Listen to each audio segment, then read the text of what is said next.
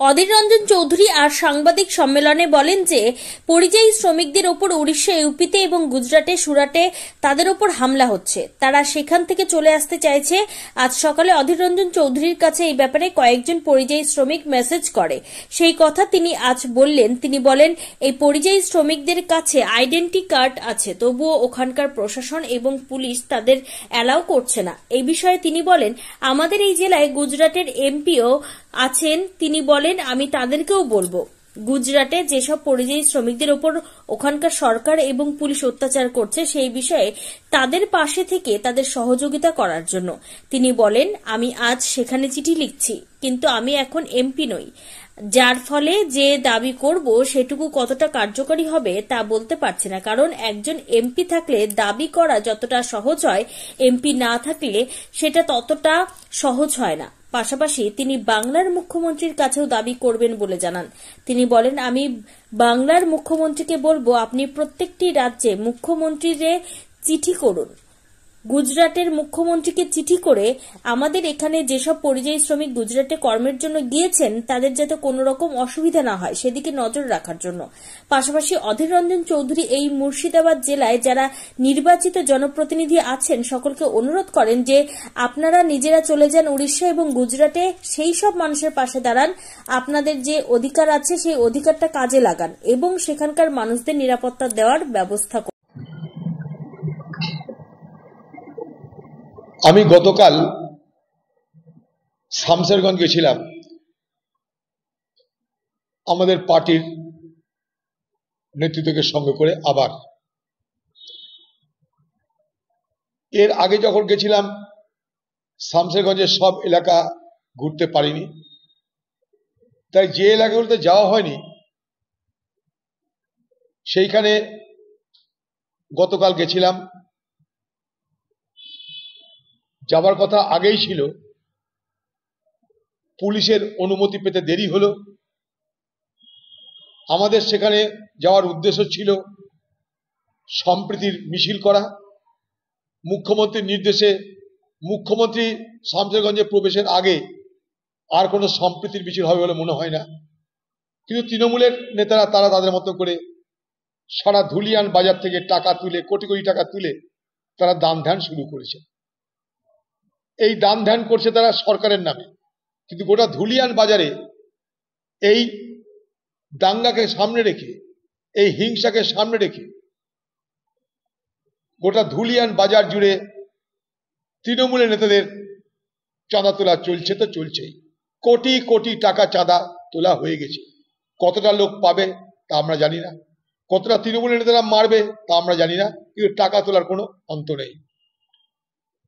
5 তারিখে মুখ্যমন্ত্রী নাকি আসবেন শুনলাম। তার আগে শামশেরগঞ্জ এলাকায় মুখ্যমন্ত্রী হেলিকপ্টার থেকে নামার পর যে রাস্তায় যাবেন সেখানে খানা খন্দ সব ভরি দেওয়া হচ্ছে, ঝকঝকে তকতকে রাস্তা তৈরি হচ্ছে। বাংলার মুখ্যমন্ত্রীকে বলবো, ঝকঝকে তকতকে রাস্তা নিশ্চয়ই তৈরি হওয়া উচিত, কিন্তু শামশেরগঞ্জের পরিস্থিতিকে স্বাভাবিক করতে এখনো বহু বহু বহু পদক্ষেপ নিতে হবে বলে আমি মনে করছি। আমি গেছিলাম কালকে যে কটা গ্রামে,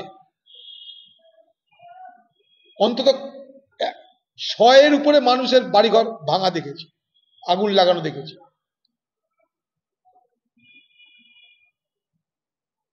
আমি ধুলিয়ান বাজারে গেছিলাম, সেখানে শিব মন্দিরের পাশে একটা বাজার, সেখানে দোকানপাট পোড়ানো দেখেছি। শুনেছি ওখানটাই 11 থেকে 12 জন গুলিবিদ্ধ হয়েছে পুলিশ এবং কেন্দ্রীয় বাহিনীর গুলিতে। মানে পুলিশের নির্দেশে গুলি চালানো, তাতে কেন্দ্রীয় বাহিনীর ভূমিকা, 12 থেকে 13 জন গুলিবিদ্ধ। সেই শামশেরগঞ্জে মুখ্যমন্ত্রী আসার আগে তার কাছে আমার দাবি থাকবে, সেই সব দরিদ্র পরিবার, গরিব পরিবার যারা ক্ষতিগ্রস্ত হয়েছে ধুলিয়ানে, শামশেরগঞ্জে, জাফরাবাদে, বেদবোনাতে, ধুলিয়ান বাজারে যারা ক্ষতিগ্রস্ত হয়েছে, যাদের ঘর বাড়ি পুড়ে ছারখার হয়ে গেছে, লুট হয়ে গেছে, কাঁদছে তারা, তাদেরকে যেন উপযুক্ত ক্ষতিপূরণ শুধু নয়, তারা যেন আবার পুনরায় তাদের ব্যবসা বাণিজ্য রুটি রুজির ব্যবস্থা করতে পারে, আপনার সে বিষয়ে দাবি থাকবে। তৃণমূলের নেতারা যাচ্ছে বাজারে চাঁদা তুলে তাদেরকে দিচ্ছে, যেখানে ক্ষতি হয়েছে লক্ষ লক্ষ টাকার সেখানে 1000 টাকা দিচ্ছে, তাও কাউকে পছন্দ হলে দিচ্ছে, কাউকে পছন্দ হলে দিচ্ছে না। সেখানে একটা জায়গায় গিয়ে দেখলাম প্রায় 600 থেকে 700 লোককে এলাকার মানুষরা রান্না করে খাওয়ানোর ব্যবস্থা করেছে, কারণ তাদের বাড়ি ঘরে রান্নার ব্যবস্থা নেই। মানুষ একটা কথা বলছে, ওয়াকফ কি তা আমরা জানি না,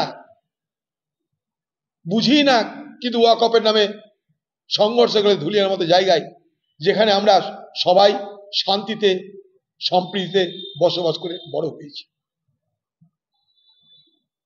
তাই বাংলার মুখ্যমন্ত্রীকে বলবো যে ধুলিয়ানকে স্বাভাবিক করতে আপনার প্রশাসন নিরপেক্ষ হোক এবং প্রশাসন ভরসা দিক। এলাকার মানুষ বলছে যে বিএসএফ না থাকলে আমরা এলাকা ছেড়ে পালিয়ে যাব, অর্থাৎ আতঙ্ক পুরোপুরি কাজ করছে। এই আতঙ্ক থেকে মুক্ত করাতে রাজ্য সরকারকে দায়িত্ব নিতে হবে। তাদের আর্থিক পরিকাঠামো ভেঙে গেছে,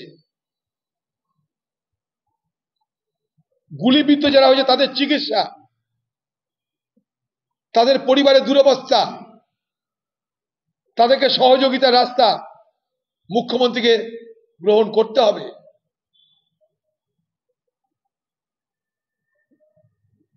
সেখানকার মানুষের দুরবস্থা দেখে তাই আপনাদের মাধ্যমে পশ্চিমবঙ্গ সরকারের দাবি করছি যে এক, ক্ষতিগ্রস্তদের আর্থিক সহযোগিতা, 2, নিরাপত্তা জোরদার করা, 3, স্বাভাবিক অবস্থা ফিরিয়ে আনার জন্য সেখানে সেই সম্প্রীতির বাতাবরণ তৈরি করা হোক, আমাদেরকে সম্প্রীতির মিছিল করতে দেওয়া হোক। আমরা সম্প্রীতির মিছিল করার জন্য চেষ্টা করছি, আমাদের অনুমতি দেওয়া হচ্ছে না। এবং আরেকটা বড় ভয়ঙ্কর বিপদ হচ্ছে এখন, আপনারা জানেন শামসেরগঞ্জ জঙ্গিপুর এলাকায়